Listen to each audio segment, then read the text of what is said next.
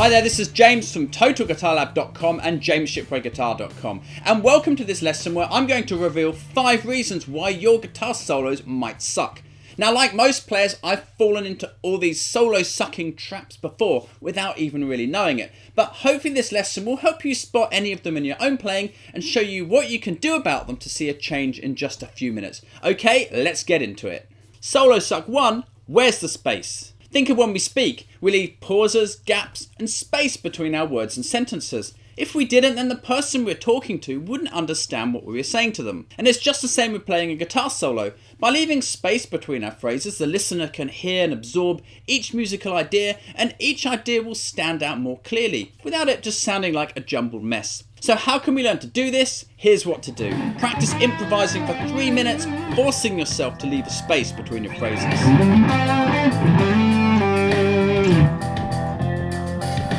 Forcing yourself to leave a gap between phrases trains you to start doing this naturally in your playing. After a little while, you'll begin to hear when to play and when to rest without even thinking about it.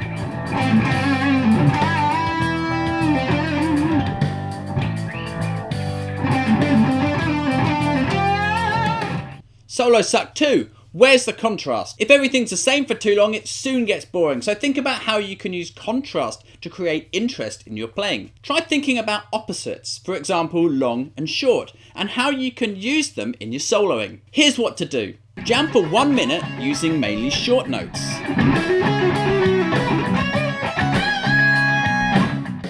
Then do the same exercise, but this time use mainly long notes.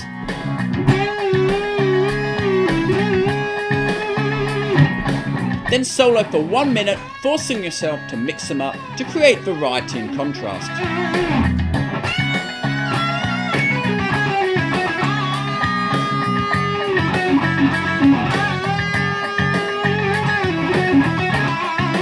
You could try other opposites too, like high notes and low notes, or slow phrases and fast phrases. The list of possibilities is pretty endless, so just experiment. And remember, you wouldn't play this way at a performance. This is just an exercise. But practicing exercises like this forces us to discover new possibilities and ideas which will then start to emerge naturally in our soloing. Solo suck 3. Where's the groove? The magic ingredient that makes almost everything in music work is rhythm and groove. Often in guitar playing this isn't really talked about, but your solos will only sound as good as the rhythmic life and groove that you put into them. Practicing with drum loops is a good way to develop this because there are no distractions, there's only a rhythmic groove to play along to. Here's what to do. Choose a drum groove and a key or scale to play with and jam for 3 minutes over the drum groove, focusing mainly on the rhythm instead of the notes.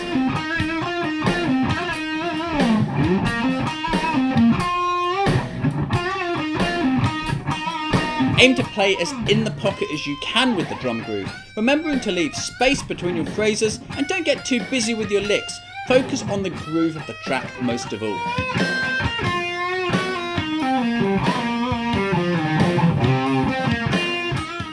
Solo suck 4. Where's the repetition? Nearly everything that makes musical sense to us when we hear it uses a certain amount of repetition. For example, nearly all songs use choruses, words and melodies which repeat throughout it. Without this, the song would just sound like a load of random things stuck together. Repetition helps to give the song a structure and identity of its own, and we can use repetition in our solos in exactly the same way. Here's what to do next. Take a lick that you know and practice improvising for 3 minutes, basing your entire solo around this lick.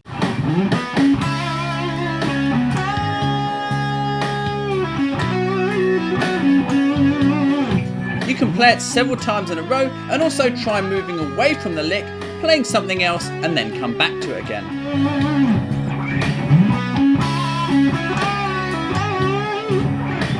Weave it into your solo at different points and kind of make it like the main character in your improvisation. This will help give your solo more structure and identity, and it's just one way that we can start to learn how to use repetition in our playing.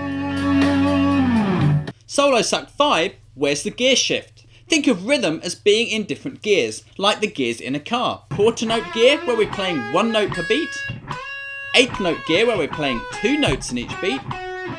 Triplet gear, where we're playing 3 notes in each beat. Or 16th note gear, where we're playing 4 notes in each beat. Ideally, we want to be able to shift easily between these rhythmic gears as we solo, but maybe you find yourself getting stuck in one rhythmic gear all the time, making your solo rhythmically repetitive and boring.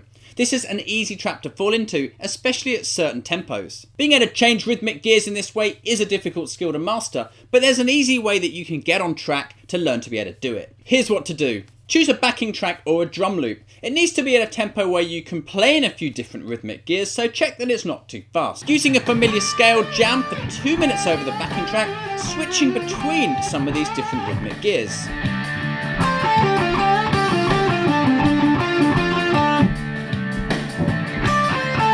Stick in one gear at a time, it'll help you to absorb the feel of each gear at this tempo.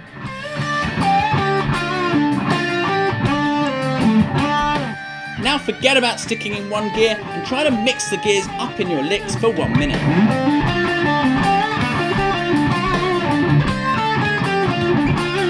Over time you'll start to notice more rhythmic variety and diversity in your playing, but be patient with this one because it does take a while to get the hang of this idea.